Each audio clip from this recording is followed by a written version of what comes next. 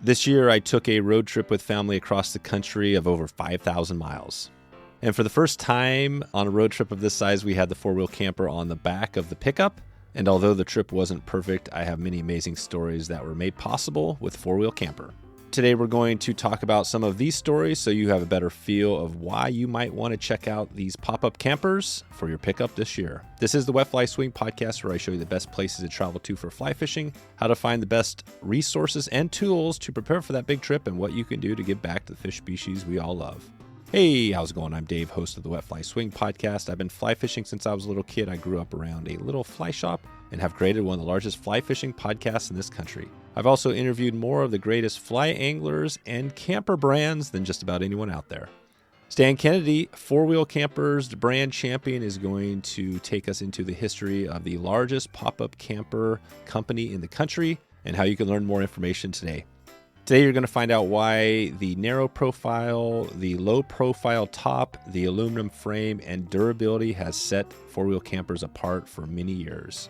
You're going to also find out how the Project M gives us a camper, but also gives us the full use of the pickup while we have the camper on there, and how they did it all for around 400 pounds. A little bit over 400 pounds is all this thing weighs. We're going to get into all these details. Plus, you're going to find out about upcoming rallies and how you can learn more there, and what happens if you forget to pop down your four-wheel camper. You're going to find out how these things are engineered so well you could be traveling highway speeds, even with your pop-up still popped up if you make that mistake. We're going to get into it all today. Here we go. Stan Kennedy from fourwheelcampers.com. How you doing, Stan? Hey, good morning. How are you? I'm great. I'm really excited about this conversation today because we're going to talk all things campers, four-wheel campers, and specifically, what you guys do best is the pop-up campers. I think for those that don't know, I wasn't totally aware. I'd seen them out there before, but before I had one, I didn't know how great these things are and kind of all the uses. And we've been using it for now, I guess we bought it earlier this year. We had a big road trip on it, like over 5,000 miles. So we're going to talk about that today. But before we get there, let's take it back first to you. Like four-wheel campers, how did you come into working for this company? I kind of stumbled across it. I'm a Northern California native, like born and raised in Northern California. And really, I was working in the Bay Area for a few years and kind of just stumbled across it. It's four-wheel campers is only about 15 miles from my house. Okay.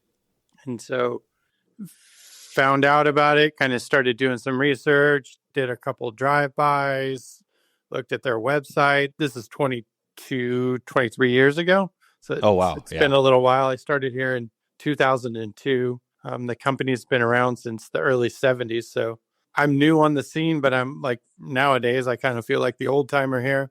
So we've seen a lot and we've done a lot, but I just stumbled into it.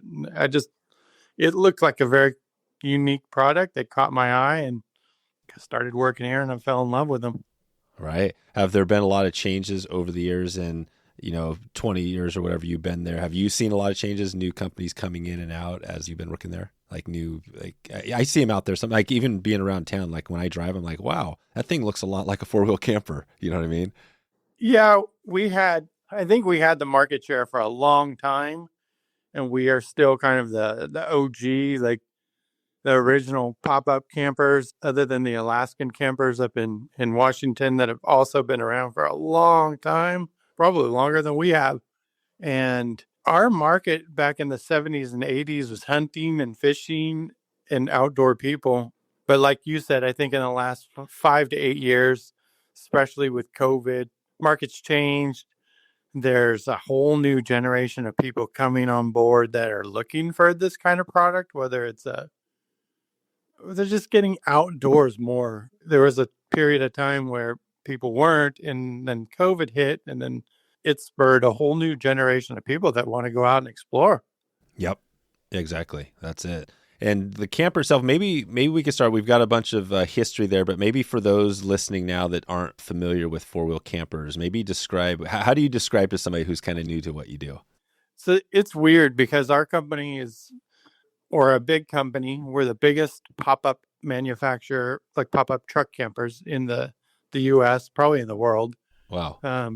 But we're invisible. Like if you don't know what we are, like we've had customers come in. It's funny. They're like, My neighbor's had one of these for about 15 years, and I never noticed it in his driveway until I started looking at them. And that Right. now I see them everywhere. So, kind of like when you buy a new truck, a new car, you start to see that thing on the road. Yeah.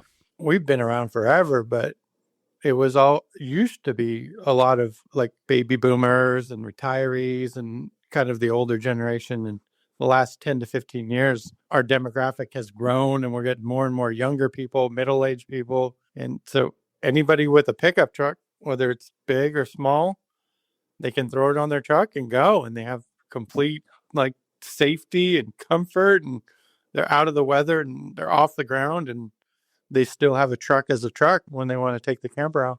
Right. And that's the cool thing about it. You guys have a few things going on with this. And, I look at it like, because you do see the campers, like the full size things on the back where they're not pop up. And the thing about those, the thing I never really liked about those, or I thought was a challenge, is they're so high and big and you get all this weight bouncing around. And it's just kind of cumbersome. The four wheel campers are, because they're pop up, and you could talk more about the dimensions, but they pop up like, like a couple feet, few feet high, right? So it becomes this giant thing, but you pop it down when you're driving and it's almost like a regular, canopy, or a smaller right on the back. So that's what I really love about it. And then we have the Project M, which is pretty cool because it becomes this thing where it can be the camper. We're sleeping up there, but like the other day I was loading wood into it and it's on there all the time, right? I'm driving around town with it. I don't even take it off. So maybe talk about that a little bit. So the Project M versus some of the other models you guys have. You guys have quite a bit. Talk about the different selection of what models you have.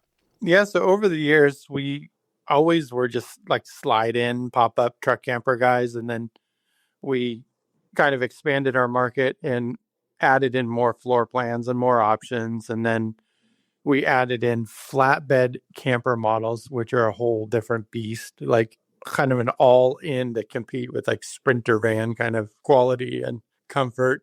And then in the last 3 years, 3.5 years, we expanded into the topper, like pop up camper shell. And so, I guess in a few words, like it's a bolts to the bed rails, leave your tailgate on, truck bed's wide open, but you still have what looks like a pop up 4 wheel camper on there with, I don't know, 6 foot, most models like 6'4", 6'6" or more interior headroom. So you can stand up, you can move around, you can walk around, and then you're off the ground, out of the weather, and you have a big bed up top to sleep in.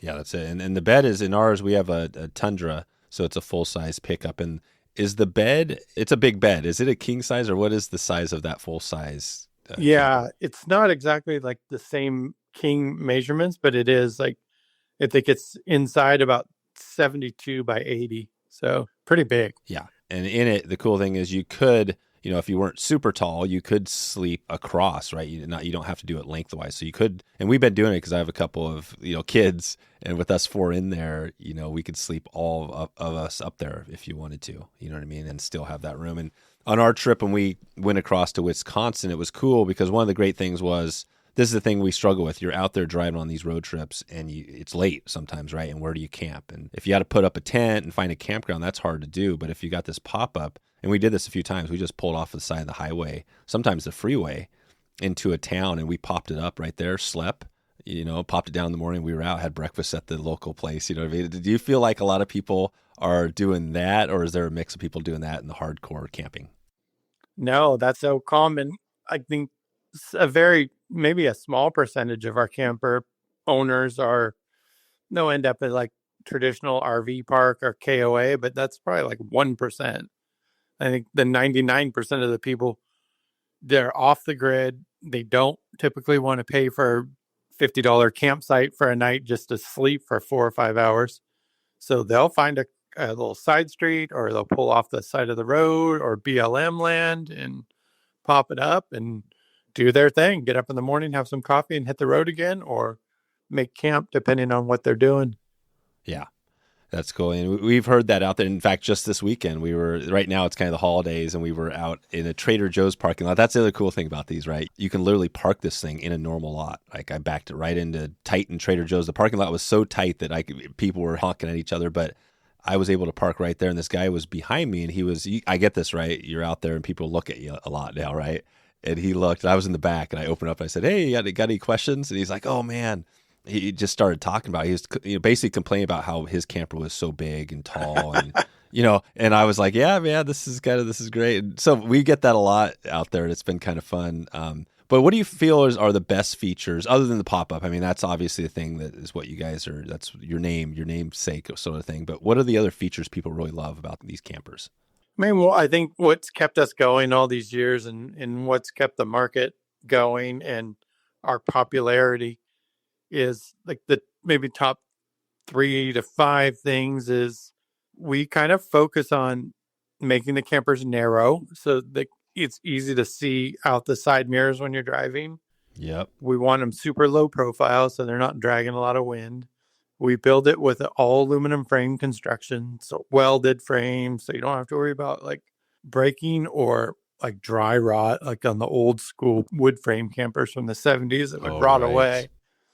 And just really sticking with our approach all these years around durability and utility. Just lightweight, low profile, and super durable. So anywhere you want to go, anything you want to do.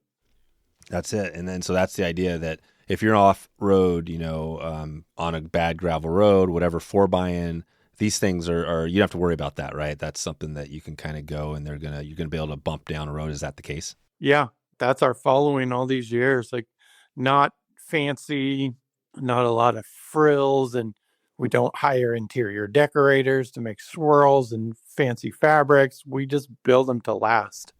Exactly. That's awesome. And yeah, we've had a couple. Well, here's a couple of questions. I want to talk more about the no frills because I think you do have some of these campers that are pretty nice. You know what I mean? Well, we could talk about the Orvis partnership you have going, which is pretty cool. But what about the pop up? So, and I want to get some tips on how to avoid this. But what if somebody is, it's popped up? Basically, the way it works again for people that don't know, you've got this these 6 latches around, you undo the latches from the outside, and then you go inside, you hit 2 things, basically push up on the camper. And within a minute, you could have this thing up and it's already boom and slide the thing out and you're sleeping in a few minutes, right? Then putting it down is the same thing. You pull it down, you lock the latches. What happens if you pull it down, you shut it, and you forget to lock the latches? And while you're going down the freeway, that thing pops up on you. Obviously, something you want to avoid, but is that a major problem?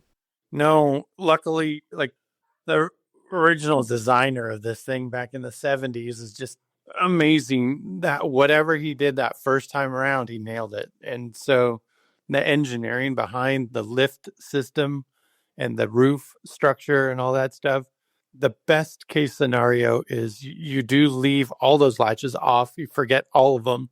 Usually the front pops up 70 miles an hour. You're driving down the freeway and, people are waving at you from the next lane over, like pointing at your roof, and you pull over, you bring it down, you latch it, and off you go. There's like very rarely, I don't even know if I've ever seen any damage from that. It's such Wow. a strong design.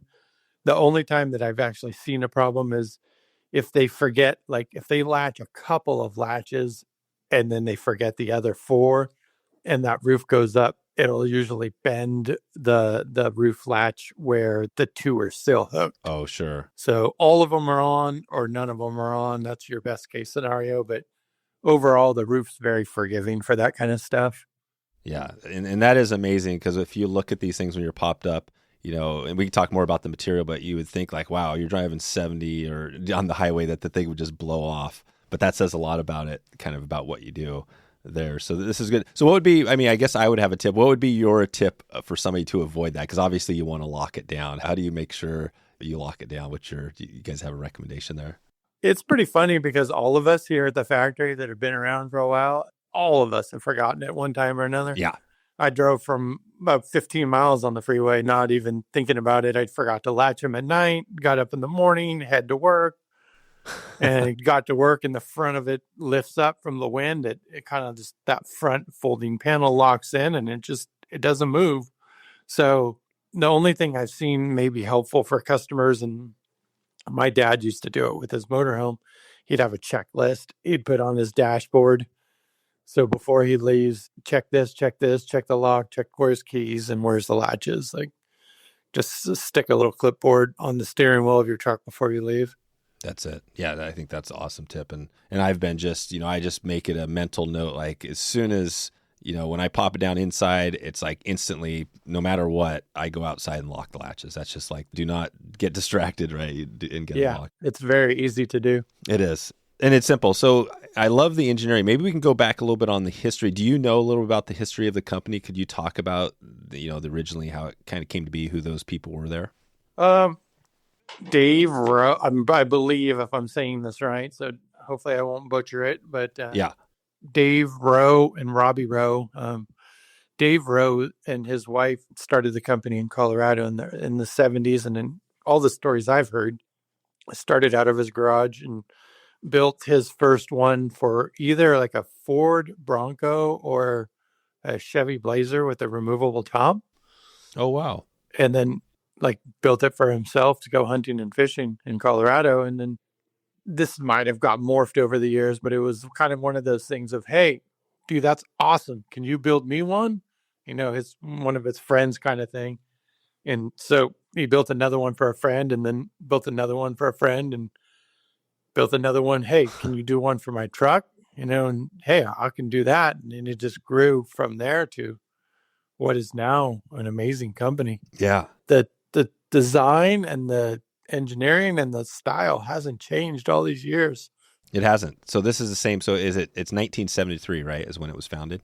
Yeah, 72-ish. 72-ish. So Yeah.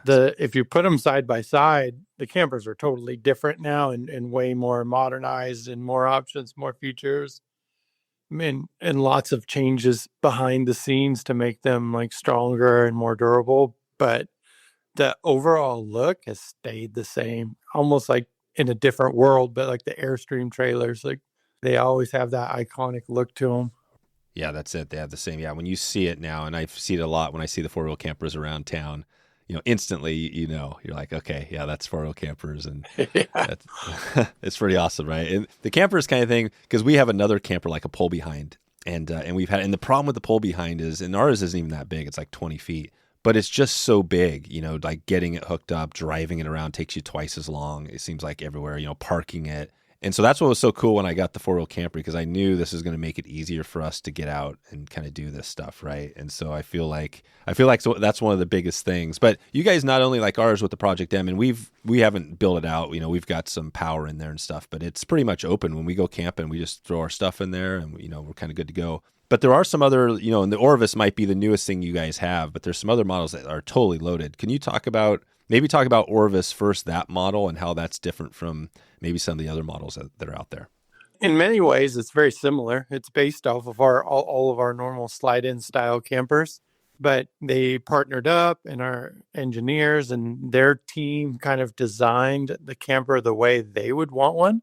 As a guide or a fisherman or a fly fisherman, they said, "Hey, if we were going to build one for ourselves, this is how we do it." And so they took all of that to heart, and we worked on it for six months to a year, and got fabrics and interiors and samples and prototypes. And so it's built around the same style of campers that we do today, but geared towards fishermen and what they would want in there, as far as like the wet room and the fly rod holders and just different battery solutions and just kind of a whole different layout. Yep. And where could folks listening now, where can they find to take a look at some of these models? To see one in person, you'd have to call your local dealer and see if they have one or not. Not all of our dealers stock them. We have one at both factory locations, Northern California, Southern California. And then our website is loaded with information and a specific page for that, and then lots of videos. Yeah, lots of videos. Cool. So maybe some of the, if people are thinking, and obviously a pickup, you have to have a pickup or like a flatbed. But you mentioned even the Ford. Do you guys still do stuff for that type of? Are you doing custom builds if somebody has something like you mentioned that started with the Ford Bronco, the pop off, or is this more standard just for pickups? As we've grown over the years, we've done 180 degrees the other direction. Like years ago when I started here, and probably for all the years before that, smaller company, hungry, wanting to grow, and we would do just about anything custom. It did, like, if we could get a sale, we're like, heck, let's do it. We'll lay it out, design it out, and build it. Nowadays, we're so big. Uh, everything's hand built, but more automation, CNC and cut files and all that stuff. So we have a lot more standardization, and I think camper to camper to camper, very consistent quality, but it kind of restrains us and restricted us from doing custom. Right. Every Yeah. camper's custom built. So we have 4 different floor plans and a million different options and colors and fabrics. So you can build it, but it's almost like buffet style. So if it's not out there on the menu, then we're not going to take it back to the kitchen and do a special mix for you. Right, exactly. So if you have a pickup, pretty much any pickup pretty much out there, you guys can build it. Yes. Yeah. 99% of them we can do. Small truck, big truck, little bed, long bed, flat bed. There's just few weird ones like Cybertruck and the Right. Avalanche and some weird shaped truck beds. Yeah, the Honda Pilot. Yeah, exactly. But regular pickup trucks, we got it. We do them all. Yeah, it's interesting with the Cybertruck because when you see that thing out there, I mean, it looks so different, right? And I think that was part of Elon's idea, right? How to make it totally different. But yeah, it's the four-wheel camper kind of looks a lot different too because it's got those hard edges. You know what I mean? It really sticks out. It's not a rounded, like you mentioned, that camper, the rounded, what's the silver one you see, the old school camper you mentioned earlier? Oh, yeah, the Airstreams, yeah. Yeah, those are just totally rounded and they look unique, but you guys have this really unique camper, looking as well. But what are some of the, say, objections people might have to this? They're thinking about like getting one of these. And I think one of that comes to my mind is like, gas mileage. Okay, you put a camper on it. Is that a major draw on your gas mileage? Do you guys get some objections from people that you kind of have to talk them through? We're fortunate because if they have a lot of hesitations or objections up front, they usually will wander the website and then move on to a different product. They usually won't come in here and kick tires for years if it's not something they're interested in at all.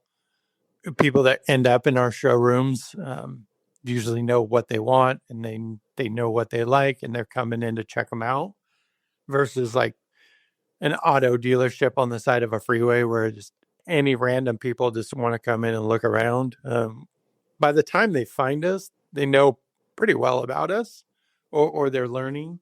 The biggest objections probably for some people is cost. Like they can get expensive, but I think it's all relative because sometimes I do a price quote for a customer. I'm like, holy smacks, this is expensive. Yeah, right. Because I've been here for so long and I saw the prices back in 2020, 2005. But when I look at other brands of campers or trucks or side-by-sides or boats, everything's expensive.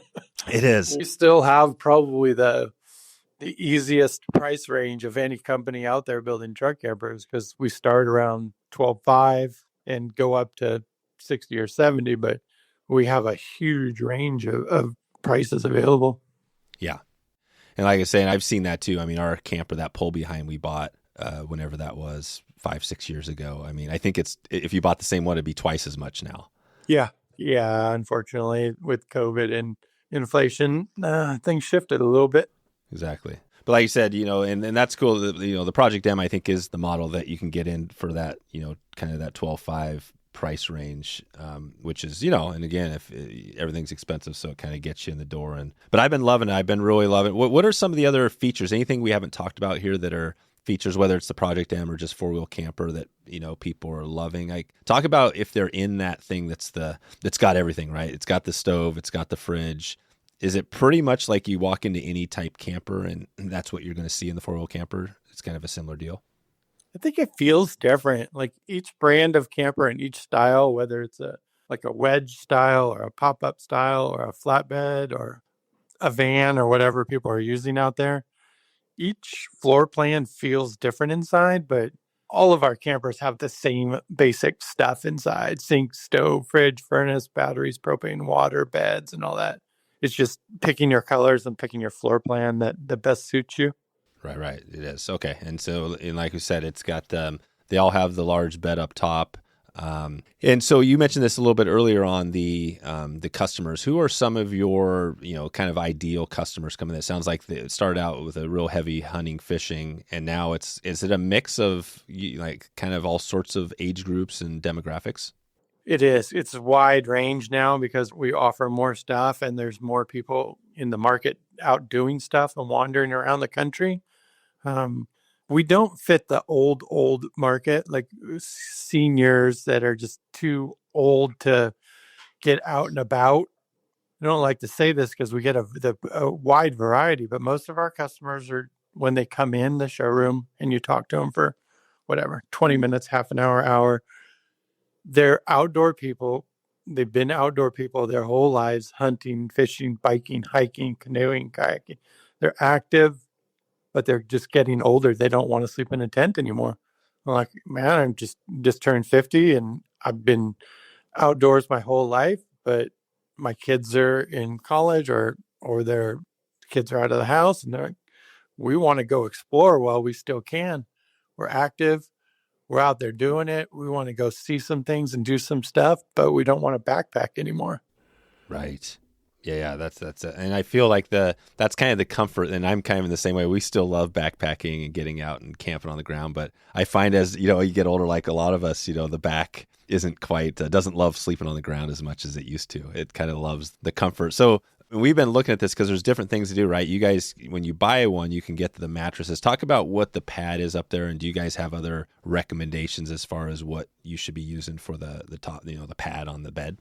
Yeah, so there's differences. In the Project M topper, like the topper model that you have, the mattress is optional. And we do that so the customer can customize the interior or keep the cost down and do their own. If they order a mattress from us, it's just like a high density foam cover on it, whether it's a fabric cover or a vinyl cover. But I'm a bigger guy. I'm like 6'3". Yep. So I've always needed and wanted like a couple of inches memory foam. Yeah, the memory foam. So Yeah. sleeping on the stock mattress on a cold night, the foam to me is firm. Some people love it. Some people were like, I sleep better in the camper than I do in my house. Yeah. I find it the opposite. I'm always bringing some kind of memory, like a little topper from Costco or whatever, add in. So 3 inches of regular stock foam and 2 inches of memory foam, and I'm good. Yeah. And that's what I feel like. Even a bed, if you go buy the bed, I think it seems like that's what we like. I think you don't want a super soft thing. You want the firm below and then some sort of a soft, right, memory foam. So that's kind of what this is. And then the mattresses, so you can kind of get those to customize to your interior. What is so you have that. Are there any other things to be thinking about with the actual, I think it's solar, right? You have solar. Like if you have that set up, how challenging is getting solar set up in this to kind of have your arrays and all that stuff? Because you want to have the solar panels typically on top. Yeah, putting them on top is easiest if you kind of just set it and forget it kind of thing. Just it's up there, and whenever the sun's on it, it's good. You don't have to think about it. You don't have to turn it on or off. And then, so we can do like our smallest system, with some exceptions. Our smallest system is like 250 watts, unless the camper roof is really really tiny for like a little 5 foot bed truck. We do like 160 watts on those. So 250 to 500 watts on some campers for the longer roof. And then we can do a single lithium battery or dual lithium batteries on some models, or triple in like some of our flatbed models. So people nowadays are asking for more and more and more power. They want more battery power and they want more solar power. That's the trend. There's a lot of things that come and go over the years, but battery power and solar is like our biggest questions. How much can they get? Yeah. And is on the heating, is that your typical just kind of propane? Is that what your standard, the other models come with, kind of propane heating? Yeah, the toppers are different because they don't, at the moment, we don't have a built-in factory furnace option. So the customers are having to do like a little portable diesel heater or something, Mr. Buddy or something like that. But our regular slide-ins all these years, whether it's a empty shell model or a regular slide-in camper or a flatbed, we offer hot water heater and also the forced air furnace. Okay. So set it and go to bed, just like your house. Yeah, exactly. That's sweet. Are you, as far as people around the country, if you look at the U.S., are you guys spread around? Are you seeing four-wheel campers on the East Coast, West Coast, kind of all over the country? Or do you guys have hot spots for what you guys do? Yeah, no, I have a, I don't know, stat wise, I'm sure we have like Google stats and all that stuff, but all these years here working with our dealers and working on the phone with customers by the thousands over the years, we're all over the world, but our biggest international dealer is in Europe and Germany. And that's relatively small. He might sell like 30 to 50 campers a year. So it's big for there, but it's small for us. And then when you come to the States, that's our bread and butter all over the United States, mostly the eastern states and the western states is most of our buyers. Because in the middle of the US, North Dakota, South Dakota, Nebraska, Kansas, Oklahoma, that's not a lot of camping going on out there. Oh, So yeah. there is less people, less money, and different kind of weather. But the West Coast, East Coast is where the people are, and the land. Like the 10 Western states, there's unlimited places to camp, unlimited amount of people, and you can just go anywhere. So the 10 Western states is definitely our bread and butter, always has been. Okay. And on the camping, so there are some Western states, obviously, that have more snow and more kind of crazy weather. But are you finding people also camping, or if you even take it to Oregon or some of the West where it's like rains a lot, and it's really kind of wet and nasty? Are people camping throughout the whole year? Are there any issues with camping, during snow, wet, all that stuff? No, there's always stuff you have to deal with, whether you're in a van or in a camper or in a motorhome or whatever it is. We have customers full time in it, year round, all kinds of weather. We have dealers in Canada, in Washington, and Oregon that sell campers hundreds a year at each location. So there's thousands and thousands of campers in all the different environments. Pretty easy to deal with. You just need ventilation so you don't get too much condensation inside. So if you Right. got two people and a dog breathing all night and the whole camper's closed up and you're in a real wet area like Scrim, Washington, in the rainforest in the Pacific Northwest, where everything's just dewy all the time. You just need airflow. It's like Yeah, you need airflow. crack the vent, crack a porthole, turn on a fan, turn the furnace up a couple of degrees, and go to bed. And then when you wake up in the morning, it's still pretty manageable, all things considered. Gotcha. It's like anything; you just got to manage it. Yeah, yeah, no, and on the windows you have they're kind of cool because it pops. Well, it's got multiple windows, but you have if you want, you can have windows on the actual hard side of it. So when it's popped down, you've got those windows which you can slide. But then up top, there's four windows that are part of the material, and it's not canvas, right? What is the material that the pop up is made of? Vinyl. Yeah, it's vinyl, right? It's like I think most people find it like for a reference point, like Zodiac boats, those inflatable boats like the Coast Guard uses in river raft material, like for river rafts, inflatable kayaks and SUPs and stuff like that. It's like waterproof, airproof, ripstop fabric, just super durable. Just bomber. Yeah. And that's why it's so cool because it's totally waterproof. And the way you guys have it set up too, the windows you've got this, basically you can, open up, it's a mesh. So you've got this mesh so you protect from the bugs. And then you close up this plastic clear window, which keeps you sealed from the rain. So you can be looking out, get light in. But then it's got the full window that closes up, that material. So it's totally sealed. And so that's kind of cool too. But that's basically what you could do. You could pop a couple of those windows and just get some airflow during the night, and that'd probably be good enough. Yeah. Crack the vent or just peel just like an inch of that side window down just so you can have some air going coming in. It's like a bathroom. Like you either have a window that opens or you have a fan. Like you just need airflow. Yeah, that's all it is. Okay, so there's a good tip. And then the heater, you mentioned that. So if you didn't have the build out heater, you say had one of these Project M's, you said people are bringing in just a little like portable heater. Talk about that a little bit. That's a thing, like a Mr. Buddy or like this portable propane heater. Oh, those are propane, right? So you could bring propane in there, and that wouldn't be an issue. Scares me. Yeah, right. But as far as if you got a vent open, like the propane's gonna I've used them, and I still own one, and I've used one on my boat, but I'm not leaving one of those on all night. No. Just like wake up and turn it on, take the chill off. Awesome. Best thing ever. But I guess I've been so spoiled because all these years we've always had slide-ins with a furnace. Like we just order the factory furnace with a thermostat and just go to bed. The toppers are a newer thing for us.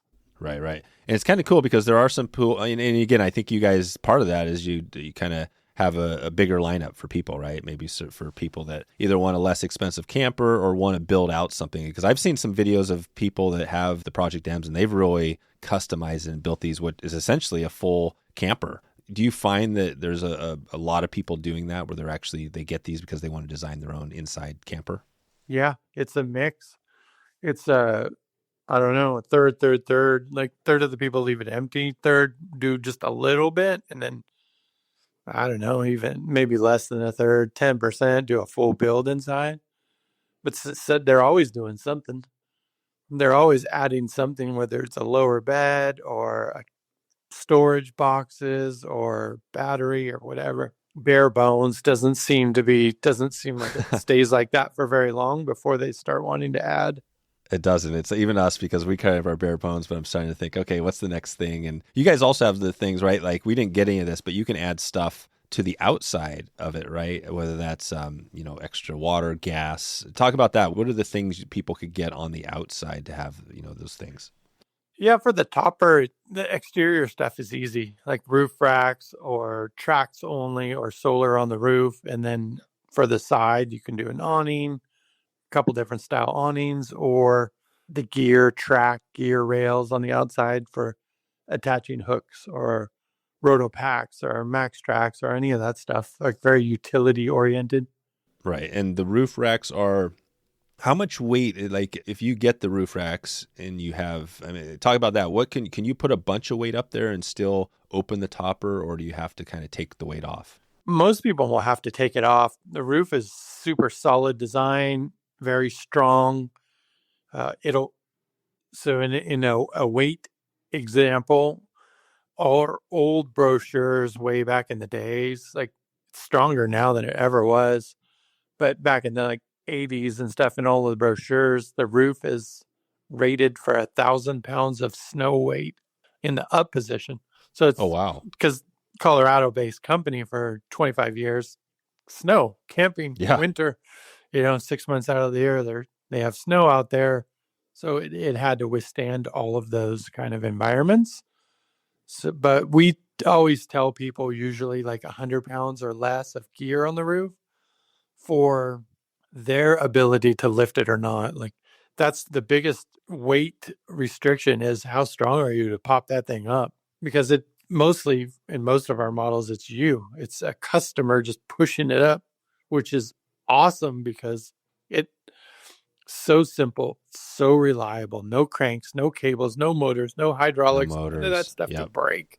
The God, roof goes up and down for 40 years and never has any problems. that's so true. And it's just basically two hydraulics on the front and back, right? I mean, it's literally just like almost the same. It looks like the hydraulic you'd have in the back of whatever tailgate of a car, right? Yeah, and for 40 years we didn't even have those. We just push it up. Oh, you did? Oh, so they originally didn't have hydraulics at all. None. It was just muscle power. Oh, amazing. So those things just make it a little easier to go up. Yeah. And you do have a couple of different poundage, right? Aren't there two hydraulics you can use? Yeah, the customers can ask their sales rep to do like 30 pound, 40 pound, or 50 pound. The tricky part is finding the right amount of pressure so it helps lift the roof for you, but not so strong where the roof won't come down. Oh, right, because you have to pull it down, right? Yeah, you'd have to like hang on it. It's Yeah. not that bad, but it's that same kind of theory. Yes, that's pretty standard. Okay. Yeah, no, this is awesome. Well, anything we're leaving out here you want to touch on with four wheel campers, or anything you guys maybe have coming new? Or I know you've been tweaking some things, like the Project M was. I'm not sure when you launched that, but that was kind of a different model. Any other things we haven't talked about today? Not really. I mean, we're always working on new stuff for the future, so that's good.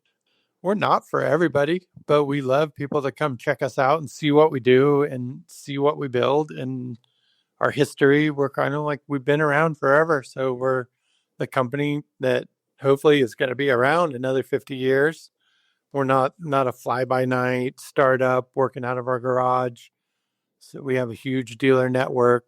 Huge is probably relative. Like we Right, have 10 to 15 really good dealers in the US. So warranty support across the country, showrooms across the country, installs all over. right.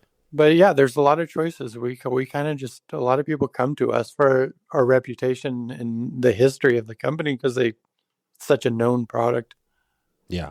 Right. You guys have been out there for so long, and that's a big part of it, right? Trust in knowing that you're going to get something, that you're not going to be out there, on a road trip across the country and have to worry about something breaking down. I Yeah. feel like that is, a some issue with some of those, probably some of the campers out there, whether it's a pull behind or whatever, that they're in the shop a lot, because there's a lot of stuff that can break on them. Yeah. And I feel like what you guys have is there's not a heck of a lot that can break on this thing, especially like what we have. I mean, it's a camper, you know what I mean? Like if I can't imagine what problem we'd have, but it feels like, there's not too much to worry about, right? There's not. It's usually simple stuff like battery management or furnace adjustments and stuff like that, but it's usually not a structural thing. Yeah, cool. Well, this again, I mentioned the gas mileage on before, and I think one of the cool things is the Project M, I think, only weighs like low over 400 pounds. So it's not like you've got this giant thing on there, right? So I haven't seen I've seen a little bit of a decrease in the gas mileage, but it really hasn't been bad. But that's probably something that, and I know on our other camper that when we pull that behind, that drops way off just because it's so big. Yeah. But is that something you guys hear about a little bit? People are, have questions about that, or probably the people that are in the market for buying this are probably not as worried about that mileage piece. No, they want it. And it's not that final decision. Like they're going to buy it either way. But the better the gas mileage, the happier they are. I think Yep. probably a solid estimate all these years is 2 miles of the gallon drop with a regular slide-in camper. So that little bit of wind resistance and the extra weight, and then maybe if you're butting a headwind or something, a little bit more and a little less if you're going downwind. But probably 2 miles to the gallon. So if you were getting 16, now you're getting 14, or if you're getting 14, now you're getting 12.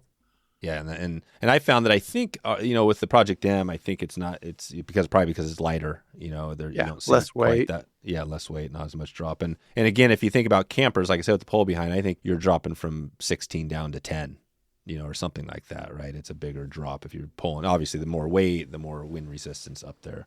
But yeah, it's interesting because I have this other podcast I do, which is kind of like for the family, and I interview family members. And I just was listening to my aunt. We had her on. She was talking about my grandpa was sold campers back in, I think it was the 60s, 70s, in that range. You know what I mean? And they were talking about how the camper, he was doing great until whatever that was, the mid 70s, when that crisis hit. Gas Right. embargo. Gas embargo, right? And he was like, pretty much he had to move on to a different job. But I don't feel like you guys have been through that. I don't feel like that's because of what we talked about. That's probably not as big of an issue. It feels like you guys have your little niche and you're just out there just kicking away.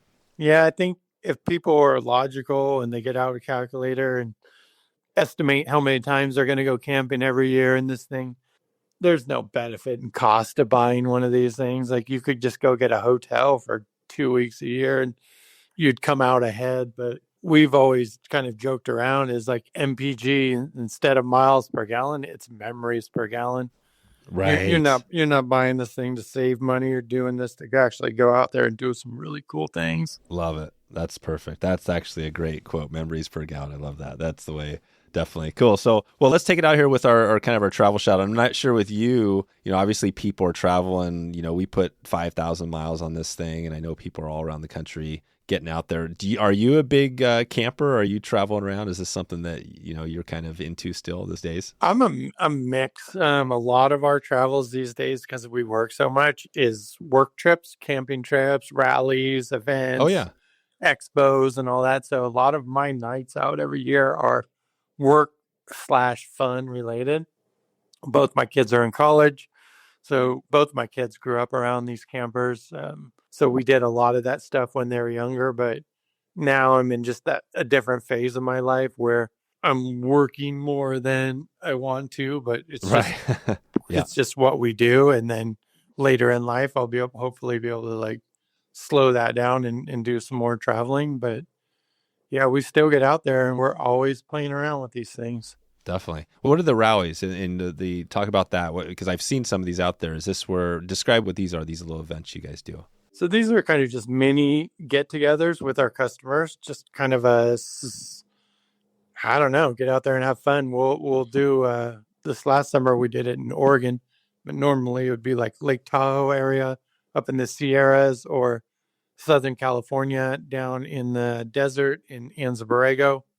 And we would do a Southern California winter trip for a weekend and have 125 trucks there, like 125 campers out in the desert with 175 people, and do just a weekend of camping and hang out and do seminars and Huh. food and drinks and just get together. And same thing for NorCal. Just gives all of our customers a chance to come camp with us, meet each other, see all the different modifications, music and drinks and food, and God, that's great. just get out there and use their camper. That's so cool. Do you guys already know, like looking ahead, where these rallies are going to be for the upcoming years? We had a pretty set schedule, and now we're kind of rotating. We're mixing it up, trying to go state to state to state, just for something new and different. So this next year, I'm not sure where it's going to be, but it will be in the spring of 2025. Yeah, spring 20. Okay, so we can check in and we could just go to the website if people want to find out where the rallies are. Is that kind of the best thing to do? Yeah, website's got everything from models, prices, videos, events page, like the calendar for all of our shows and all that. Okay, good. I think that sounds great, Stan. I think we'll maybe leave it there. We're going to be doing some more good stuff. We're going to have our own, kind of rallies, I guess, as we talk on this podcast about some of the good stuff coming. We're going to be obviously out there. We've got a cool thing coming up actually in 25. We're going to be taking it up to Alaska, driving the Alaska Highway. Nice. And doing that with the kids. So I'm really excited about that. One thing I think we're going to probably have to add is we haven't talked about is the thermal, like up top, right? There's a way if you're in some colder weather, you can add talk about that real quick before we get out of here. What's that thermal layer that goes on the top? Yeah. So like in a regular slide-in camper, most of the heat loss is in the pop-up fabric. So the roof is insulated and the walls are insulated, but the pop-up fabric is soft-sided fabric. So the thermal pack, in the old days we call it the Arctic pack, but it's just a second layer of fabric insulated material that goes around the soft pop-up portion of the camper, just almost like a dual pane window. So it creates an air barrier up there so the heat and the cold won't go back and forth so quickly. So it keeps the camper warmer at night. Right, that's it. So it just keeps it. It velcros in, velcros out, so you can leave it in all year round. Top goes up and down with it in place, or you can yank it out in the summer if you don't want it in there. Perfect. So yeah, I think this is great, Stan. I appreciate all your time today. We're going to be following up. Like I said, we're going to be doing some road trips coming up always. And so we'll have some follow up with you and questions from everybody as we move forward. But I just want to thank you for all your time today and all the great work you're doing at Four Wheel Campers. Thank you. Yeah, keep it up. I love what you do. All right, we're heading out of here pretty quick, but just want to give a shout out here. If you get a chance and want to find out more, just go to fourwheelcampers.com. That's FOUR wheelcampers.com and check in. You can see all the designs and what they have. Check out the Project M, check out the Orvis camper, check out everything there. You can also shoot me an email anytime, dave@wetflyswing.com. And I'll answer any questions you have. We've been using this thing a ton and would love to fill you in on everything we have going. All right, before we get out of here, please follow this show if you haven't already. If you're on Apple Podcasts, Spotify, wherever you are, that's the best way to get that next episode delivered to your inbox. Want to also give you a heads up before we get out of here. We are heading out very soon on the Steelhead School. At least we're kicking off the big event we have going here. We're going to be heading up to Northern Canada to the Steelhead School with Brian Niska, Jeff Liskay on that trip. It's going to be amazing. If you're interested in getting more about this, you can enter to win next week. We're going to be giving away one spot for that school. And then later in the year, we're going to be heading up there to the Skeena Basin to fish one of the Great Rivers. So if you have any questions there, check in with me by email again. And I'm going to let you get out of here. I hope you have a wonderful morning. I hope you're having a great afternoon, or I hope you have a spectacular evening, if it's evening, wherever you are in the world. Even if you're traveling right now, maybe you're in your camper, maybe you're in your four-wheel camper, listen to this right now. If you are, I just want to give you a big shout out and let you know that I hope you have a great day. We'll talk to you soon.